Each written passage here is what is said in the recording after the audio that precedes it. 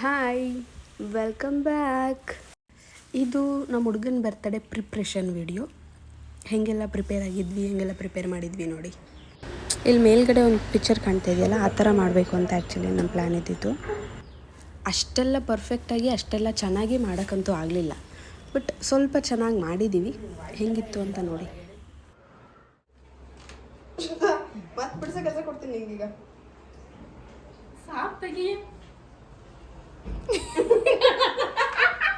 ನಮ್ಮ ಅಜ್ಜಿ ನೋಡ್ಬೇಕು. ನನ್ನ ಮಗ ಗಣೇಶ ಯಾವ್ದು ಹತ್ತಲ್ಲ ಅಂತ ಚೆಕ್ ಮಾಡ್ತಿದ್ದಾಳೆ ಫ್ರೆಂಡ್ಸ್.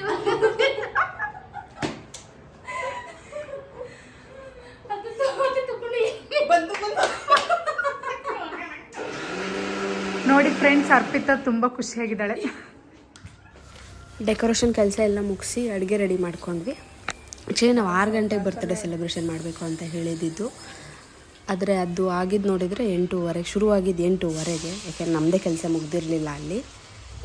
ಅಡುಗೆಗೆ ಹೋಳಿಗೆ, ವಡೆ, ಹೆಸರು ಕಾಳು ಪಲ್ಯ, ಆಮೇಲೆ ಜೀರಾ ರೈಸ್ ಮಾಡಿದ್ವಿ. ಚೆನ್ನಾಗಾಗಿತ್ತು ಅಡುಗೆ, ಟೇಸ್ಟ್ ಎಲ್ಲ.